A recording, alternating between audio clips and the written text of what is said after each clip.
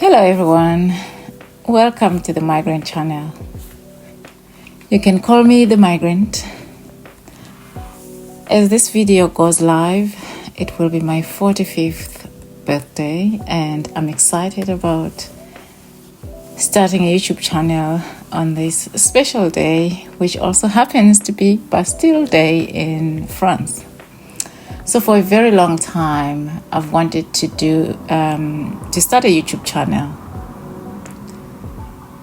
I think, it took me a long time to get to this point, and I think my hesitation really had a lot to do with, I don't think I would call it a lack of confidence, but maybe just worrying about whether I would do it right, how I would sound, and all of that. And just constant, endless worries about what if. And then I got to a point where I was like, you know what, I feel so ready to share my experiences and my insights. I think I have a lot to share that people will find very useful. So I hope you find this interesting. Perhaps even, in future, contribute to your thoughts or constructive criticism, which is always very helpful. But today, please, this is the beginning. This is my first recording. So please show me some love, show me some grace on this special milestone, which is my half of 90th birthday. Yes, half of 90. Wow. Okay, let's go into the channel itself and what its purpose is. So the Migrant channel will focus on various aspects of migration. I felt that as someone who has experienced the migrant journey firsthand, in some cases I've been unofficially dubbed one of the experts on the subject, sometimes against my knowledge or my will. But I wouldn't be surprised if my career even started, taking steps towards that direction, whether I like it or not. That's what I hope the channel will do, really, to, look at the experiences of migration, the migration process itself. It comes with success stories, it comes with challenges, looking at, stories of resilience and, migrants are very resilient people that have had to leave home for whatever reasons, whether it was forced migration, whether it was, by choice, whether they'd heard of certain countries and decided to go there. A lot of migrants that I come across have had so much to overcome, so many stories, challenges, but also there are a number of success stories that I would very much like to hear about as I, get a hang of this. Cultural insights as we travel sometimes across borders and sometimes from region to region. This channel is going to focus mostly on cross-country. Is it cross-country? No. Cross-border or international migration, migrating from one country to another, maybe, to put it simply, rather than, although some things might apply to those that migrate within, their own countries, from the rural areas to the cities and the like. But because in some countries are vast and they have different cultural differences, so there could be some cultural insights there. But certainly migrating from one country to another comes with a lot of learning along the way, whether it's learning that it's a voluntary learning or it just happens organically, but there's a lot of learning, across cultures. I also would like the channel to look at, how migration shapes professional and personal environments. It's not going to be as boring as such. I would like to use stories. For example, I've followed other YouTubers that have done this so well, where, for example, they would use maybe celebrity stories to take lessons learned from that. Even if we don't see celebrities every day, but when we hear of something that has happened to them, it might be something that we also experience, So I would like to use migrants' experiences to maybe highlight some of the things like, how does migration shape, professional and personal environments. When you look at, for example, our living spaces in schools where our children might be going to when they meet other children from different backgrounds, what is that like for them? And then the other aspect is, the whole personal development. And, the main reason that many people migrate or move from one country to another, it's usually because they would like to develop themselves in terms of progressing in life. So, has that been achieved? Has your migration story, or has your friends or your loved one's migration story, has it helped them, develop into this better person than the person they were before? Or has these things like stress and overall well-being, changed for the worse because of migration? There are always positive and negative sides of things when it comes to migration. One of the things I'm excited about is, tips and strategies for building a career as a migrant. For many people, it takes them a very, very long time to feel that they are now at a place where they've, they're now hitting the ground running. Their careers are established. They've, qualified for things like bonds or mortgages for a house, and they are now, they feel like they're having that beginning of a comfortable life, if you like. That's one of the things that I would like us to dive into. Also, in terms of community building, creating and nurturing support networks. How do migrants navigate that? You're in a new country where your social networks might be limited. So have you as a migrant, or have your friends that are migrants, managed to harness these networks and turn them into something very useful, whether for career or for finding housing, for finding accommodation, for living in better neighborhoods, whatever it is. So those are the things that I'm really interested in. So, but before, I do hope that over time, these will be the topics that will be covered, but also you can suggest anything that I left out that you think would be useful to hear about, in terms of the migration experience. So to get started, maybe what drove me to getting this idea, and for a long time toying around with this idea of setting up a YouTube channel or that podcast-like thing. Someday I do hope actually to interview people on their experiences of migration under all these themes that I've mentioned. It'll be amazing to hear from people from different parts of the world, whether it's, it's South America, or it's in Africa, it's in Asia, it's in Europe, or wherever people are. It's in Australia. Their stories of migration. Okay, I'm dreaming big. I know I'm just dreaming too big, maybe, but we should always aim to dream big. So I'm really fascinated by what drives people to migrate. I will share what drove me to migrate, but the reason really behind this idea to set up a podcast was that I'm fascinated by, I think, the stories of resilience. Many people would like to hear them, but we might all be interested in them in different shapes or form. Migration has shaped a big part of my life, so I'm fascinated by what drives people to migrate. For many people, especially those from the developing part of the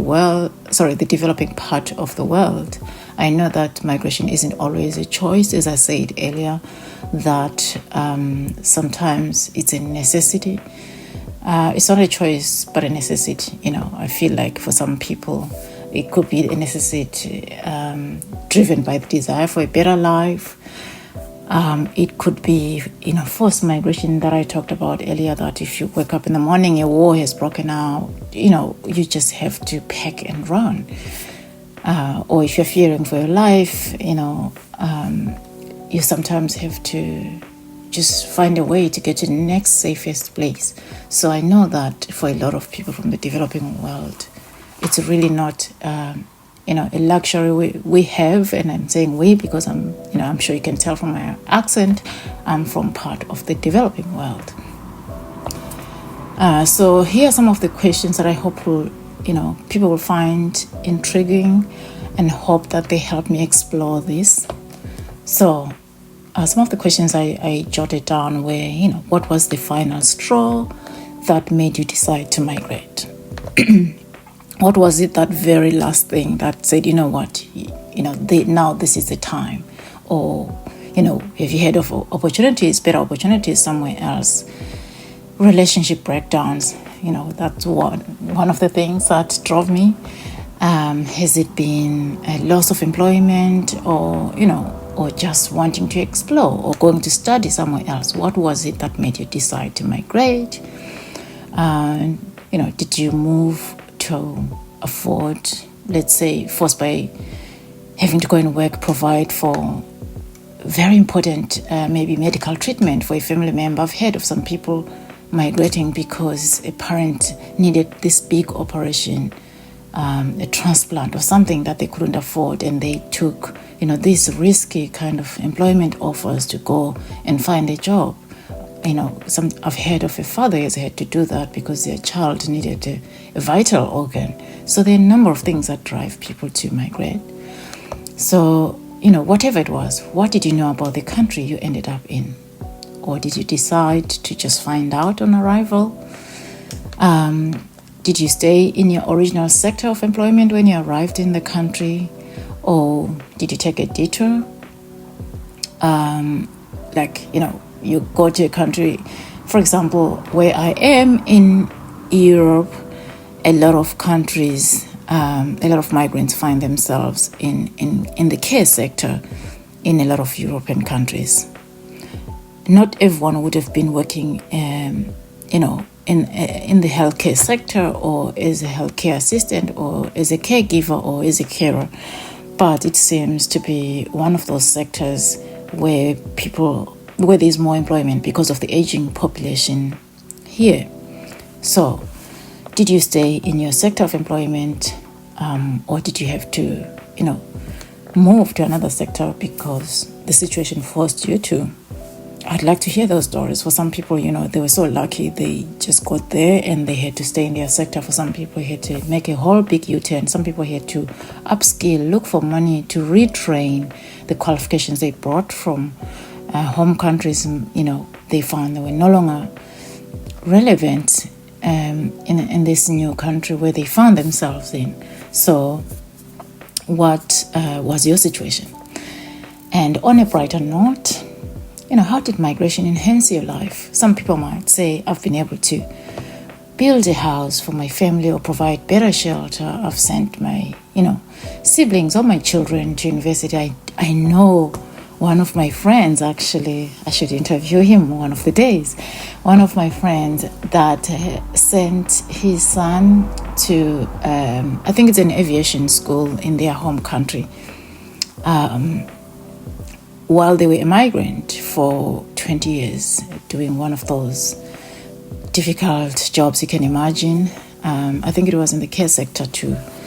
So their life, I'm sure their children's life has been enhanced. I'm sure the parents feel enhanced too, in a way, even if they were not able to put themselves through maybe university in a new country, but they were able to put their children back home through education with almost what would be regarded ease for their peers back home. So it's one of those things that I would really like to hear and focus on.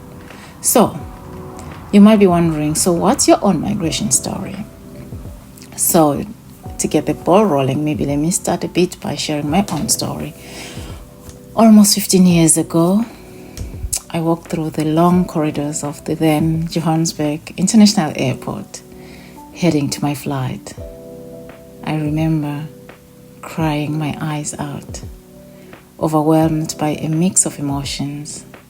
I was leaving behind what had always been my home, my friends, colleagues.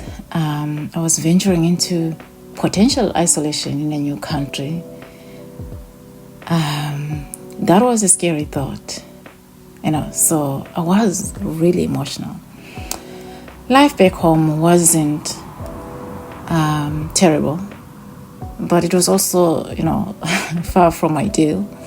I was living from hand to mouth at the time, and I was watching my long-term dream of going to university, slipping further and further away from me, and that worried me.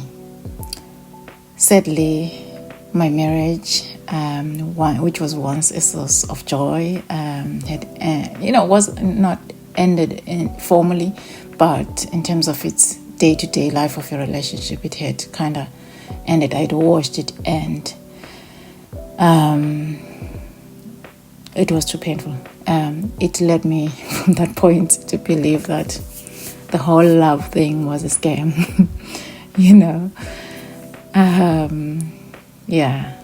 I was with a person that I thought was the love of my life, but things took a different turn, and I found for probably a good 2 years coming up to that point, a lot had happened to my marriage, and I was heartbroken. So, going through all of that, a combination of, wondering whether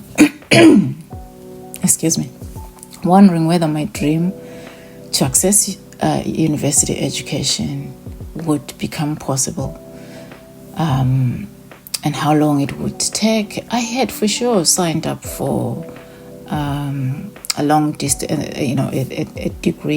a teaching degree, with a long distance university. But it wasn't going to give me like that full-time student experience. I had always wanted to have that. I mean, it was the second best thing. It was going to be okay if I had been able to do that. But if getting a job elsewhere was going to make me experience that full-time university life, I was up for it. So I took a job as a domestic worker in another continent, here in Europe, where I am now. I hoped that it would solve all my problems and, of course, heal my heartbreak. And throughout that flight from Joburg to this European capital, one of the European capitals where I am, I was terrified that the person who had hired me, and I'd only spoken to on the phone, and I'd met this person online on a kind of an online recruitment website for domestic workers at the time. I was terrified that what if this person didn't show up at the airport when I arrived. I had spoken to this person, once, and then 2 days before she had asked me for details of my flight and all of that, what time it was arriving and everything, when I was certain that I was leaving. So I'd sent her all that, but I wasn't sure if she was really going to show. I was getting on the plane for the first time. But fast forward to now, almost 15 years later, and I'm 3 months away from starting a PhD. I've been able to go to university. The first, I'll say 7 to 8 years of my time here, minus the immediate, year that I was working in that job that I left. I left home to come and do. So a lot has happened since then. I feel like I'm a bit ready to share my journey with the world while learning from others' experience, and really what exactly happened. So I would like you to join the conversation, Please comment below on what you'd like to hear about my migration journey. I know I shared bits and pieces here, give you an idea of what I would like to talk about. So give me ideas of what exactly you're interested in. Share your own migration story.